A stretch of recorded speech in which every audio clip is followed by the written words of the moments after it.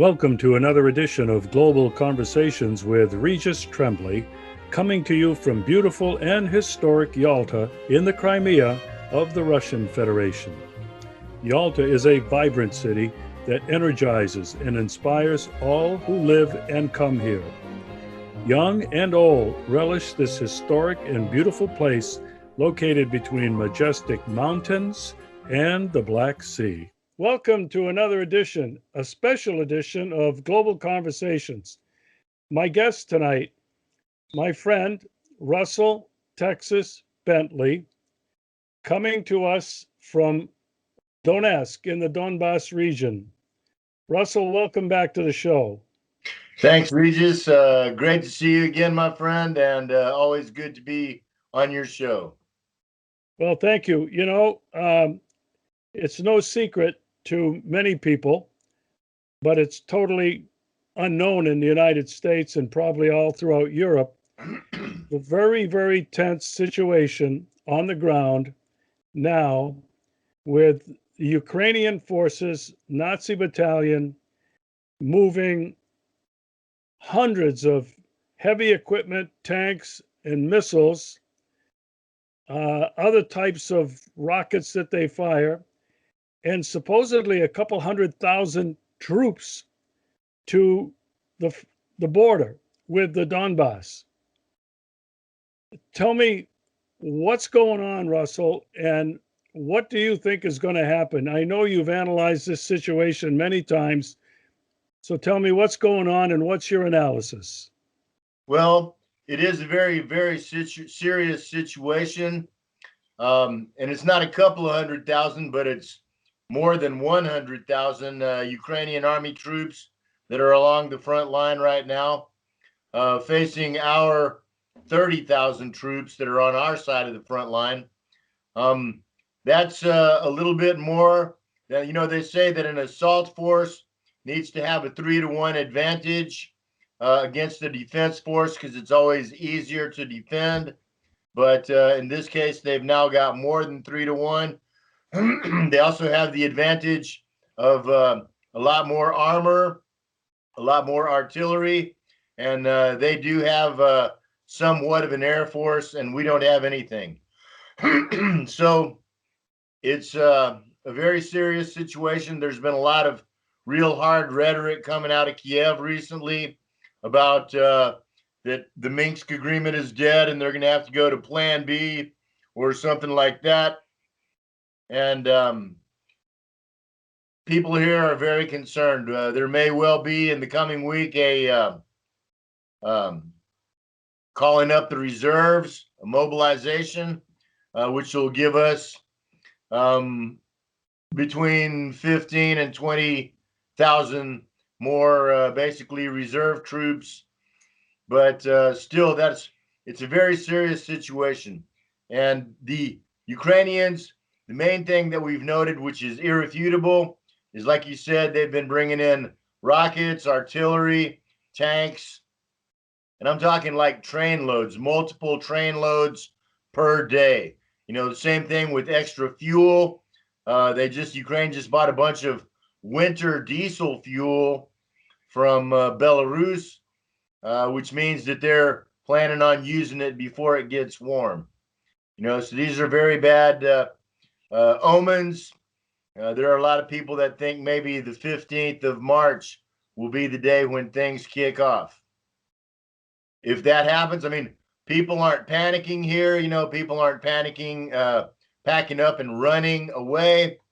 Basically everything's still the same. I'm buying a little extra food, a couple of extra gallons of water. Our electricity at our house in Petrovsky was turned off today for a while in the morning because of shelling in Ukrop shelling in Stary Mikhailovka. And so I got like a little solar power generator and an extra car battery. I can charge phones and laptops and walkie-talkies and like that. And I got some propane for a little gas cooking stove. If it kicks off, or rather when it kicks off, because it will sooner or later, we're expecting a complete, blackout of power. The gas will be turned off, the water will be turned off. It's going to be tough. It's going to be as tough as the toughest days of 2014. So, everybody's making preparations as they can. We're probably going to move back to the center of the city from Petrovsky district, because Petrovsky is like, it's surrounded on three sides. It's the furthest main area of Donetsk that sticks out into the Ukrop lines. And we got, Ukrainian bases to the north, south, and west, within 5 miles. And there's only like two main roads out of this district into the city center. So we do expect, and that's one of the things that I want to say is that, in 2014 and 2015, when the Ukrop army made their major assaults, what they did was they went through the rural areas, they bypassed the cities, and they tried to go surround the cities and cut us off at the border.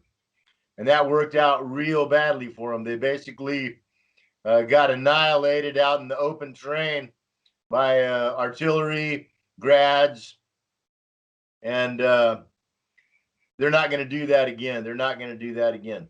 What I really expect, and what a lot of intelligent people expect that are, qualified to know about these things, is that this time they're going to make a push directly in to the center of the major cities, which would be Donetsk, Lugansk, of course, Makiivka, Iznovata, and Gorlovka. Because the Russians have already said that if the Ukrops kick off hard, the Russians are coming in too. But if the Ukrops can come into the center of the city, then they have all our population as human shields. That basically negates Russian artillery, Russian air power, and it makes it much, much more difficult to, dig the Ukrops out from the center of the city. And if they hold the center, and if they hold the main transportation choke points, then basically they present it to the world as a fait accompli. They say, hey, we've liberated Donetsk. They get, the local dog catcher and say, hey, this is the representative of the DPR government. He says, everybody lay down your arms. Anybody that doesn't is a terrorist. We request UN, NATO, U.S. Peacekeeping forces to come in. We'll be screwed. So I'm absolutely certain that that's the Ukrop plan, is to come into the center of the major cities, population zones. And I'm absolutely certain that the Russians know that too.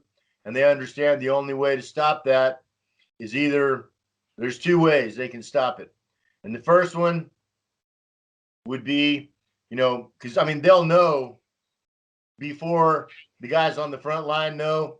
The Russian generals in Moscow will know when it's going to kick off by the Ukrops.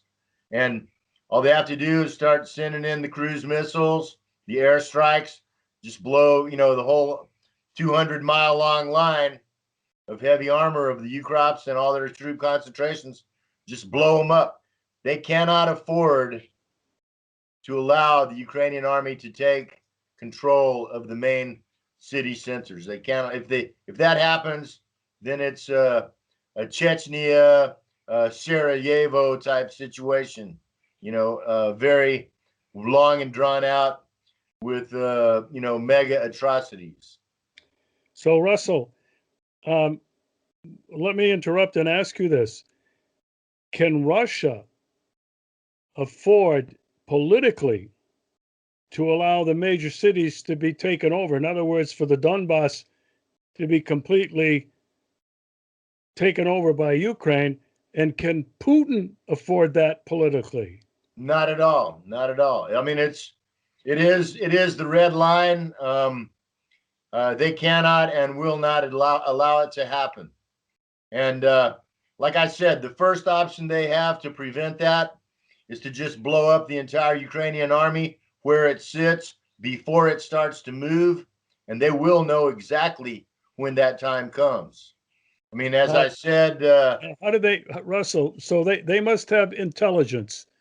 They must have people on the Ukraine side somehow intercepting messages, whatever, but the Russians are pretty sophisticated in this area. Well, as I put it somewhat crudely, the Zelensky and his foreign bosses cannot fart without the Russian secret services hearing it, and perhaps in some cases smelling it. That's how covered they are. Okay. So there's nothing that happens in the Ukraine government or the U.S. embassy in Kiev that the Russians don't know about. Nothing, bro, nothing. So they will know, and they will have that option to just go directly into combat against the Ukrainian army. And they don't even have to bring troops in for that. They can do it with cruise missiles, Tochka Uz, Smersh, from even, inside Russia, or certainly from in Donbass territory. But the other option is, as soon as the Ukraine army starts moving here, the Russian army starts moving into Kiev. Do you think that Russia really wants to fight a conventional land-based war with troops? They didn't do that in Syria. They didn't send a lot of troops in. They used long-range missiles and they used bombing to kill 100,000 terrorists. To me, it seems unlikely that Russia would want to get into that kind of a skirmish. They would use their cruise missiles, their Avant missiles, whatever they have, and their fighter planes, which are far superior to anything the Ukrops have. Do you think that really is how Russia will fight this? Well, I don't know. It is certainly an option, but here's the point. If Russia comes in only to the Donbass, then all it goes back to is square one, and we're back where we were the day before. There's a lot less Ukrainian army troops and equipment, but Russia still has a malignant, real enemy right on its borders. They still have the fracking that's poisoning the water already in the DPR and in the LPR and in Russia. It's already going on. They already got the GMO crop pollen blowing across into Russia. They've already got the dozen biological warfare laboratories that the U.S. has on Ukrainian soil.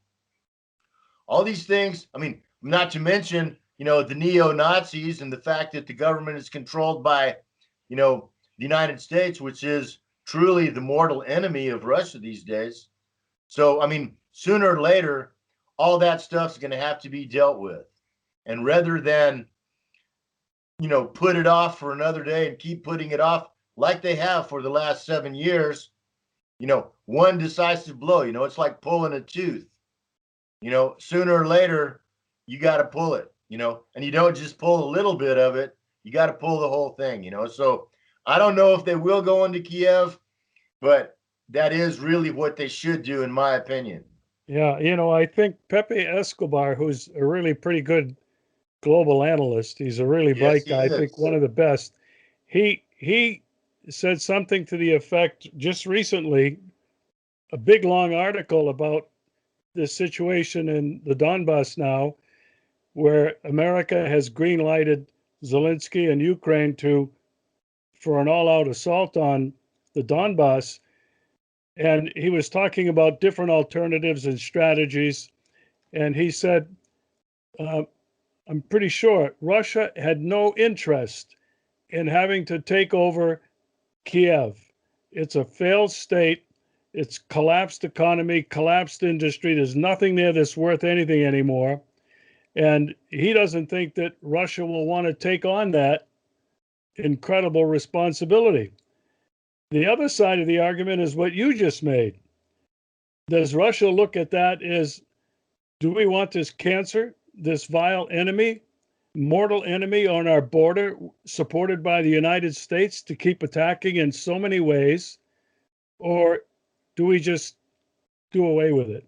I think that's a very possible and probable alternative for Russia. Indeed, and I have great respect for Pepe Escobar and his opinions. But like I said, it's like as long as the United States, and it's really, as always with the Western media and governments, what they say is really the exact opposite of the truth. It's not Russia occupying Donbass, it's the United States occupying Ukraine. They have destroyed the medical, they have, destroyed the economy, they have raped the environment, and it really is a failed state.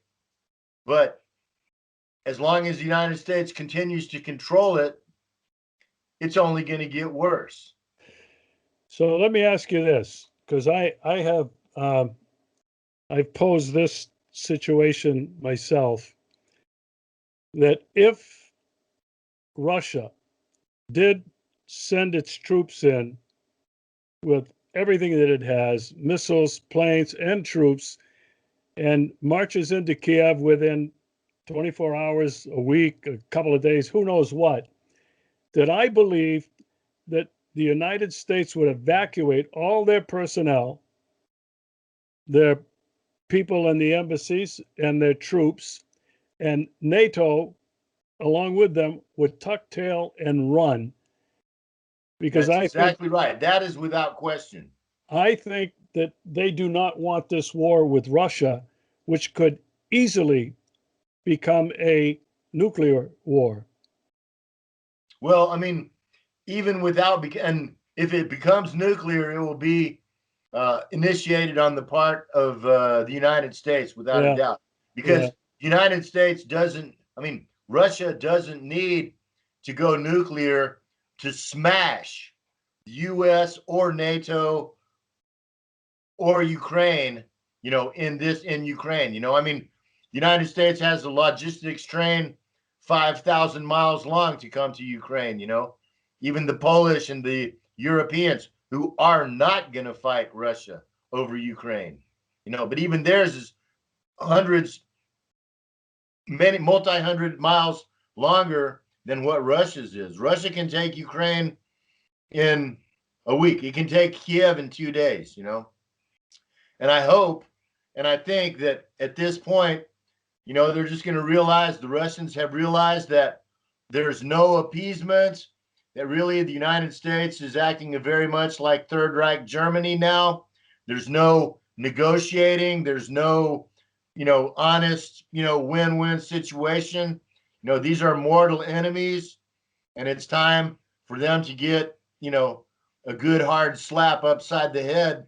And by them liberating Ukraine, and not letting, the first thing they need to do is call an entire, and this is something Escobar wrote back in 2015. He wrote an article about if Russia really invaded Ukraine. And he said it would be over in a couple of days. And the first thing they would do is declare a no-fly zone over all of Ukraine.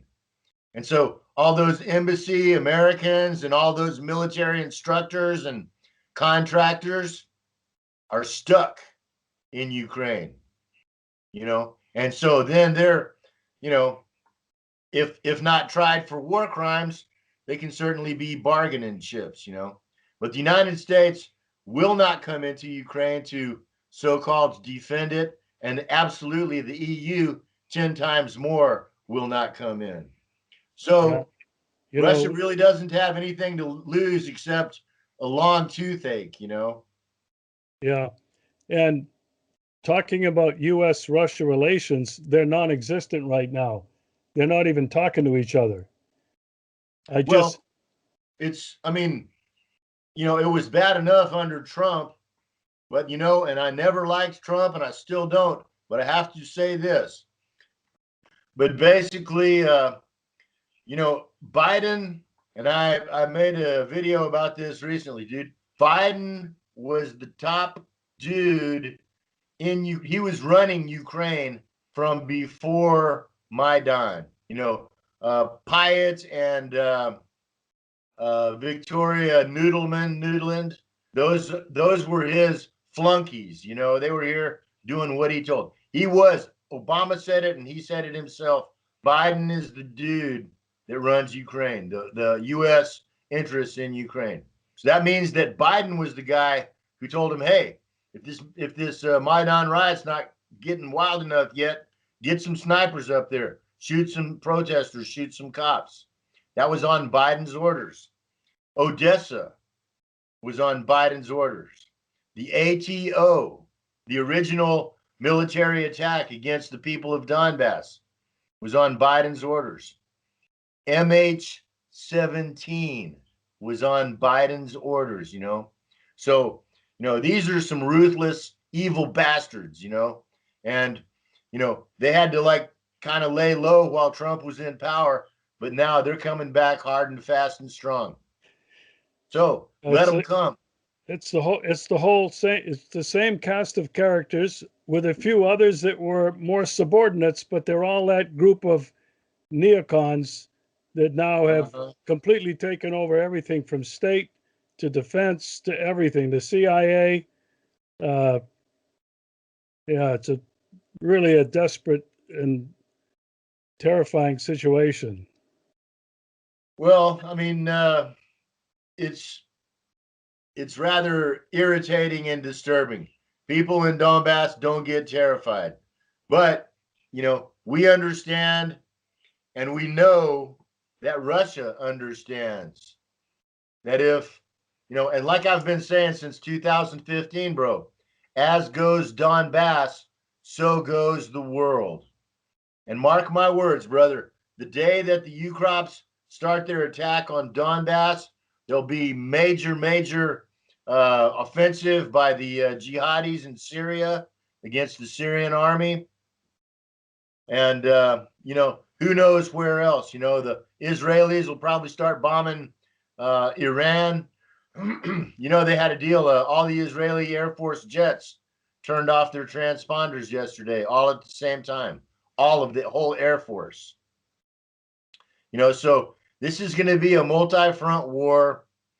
And, you know, Russia understands this, but they understand, I mean, and Syria and Donbass are the two closest places, you know, the two most obvious and easiest places for the U.S. to, in both cases, attack Russia via proxies. But, you know, Donbass is, you know, on Russia's border, and it's full of Russian people now. So, you know, there's no, Russia might have to let Syria slip or, you know, something like that, but they're not gonna let Donbass fall, because if the Ukrops take over Donbass, then, you know, then they say, okay, we have territorial integrity. There's no longer any civil war, and they get NATO membership the next day. Yeah. Next day. And then the only thing that the United States wants to use Ukraine for is to create chaos on Russia's immediate border. Exactly. That's the only interest. There's nothing else there. Russell, I have one more question to ask. The people that know you know that you came there in 2014 to join the self-defense forces. You actually fought with the self-defense forces. Yeah. You still have your equipment and your AK-47 or your Kalashnikov, whatever you have? Yeah, I sure do. I have AK-74. I have a armored vest and a helmet, and I have what I call my airport bag packed. You know, I mean, I stay ready. I won't be rejoining the army. I mean, I'm 60 years old now. I'd probably just be getting in the way of, you know, those hard charging young troopers. But you know, if you know, but I can still be a damn good partisan, you know, and I do have a gun, and if I see, you know, anybody carrying a gun that's not a Donbass Defense Force, and that means anybody, running around in Donetsk, it's game on. It's a serious situation, and the whole world could be very, very different by this time next week. And what's unfortunate, Russell, is the whole world is not paying any attention to this. The whole world is paying attention to all these ridiculous things like the pandemic, which is a scam. They're paying attention to sexual preferences. They're paying attention to immigration. They're paying attention to national lockdowns, devastated economies. You name it. They're paying attention to everything, but they're unaware of what's happening here. And I think that's pretty serious. And so that's why I wanted to have you on the show tonight, so that we can do our little part to get this word out. And it will go out to different parts of the world, because I got friends and viewers that are really on every continent now. So listen, we'll be in touch as often as we need to be as things unfold and as you're able to respond. But I want to thank you very much for sharing your insights with what's going on the ground right now in the Donbass. In the meantime, take care and be safe. It's always a pleasure to see you, Regis. Za pobiedo. Давай. Давай.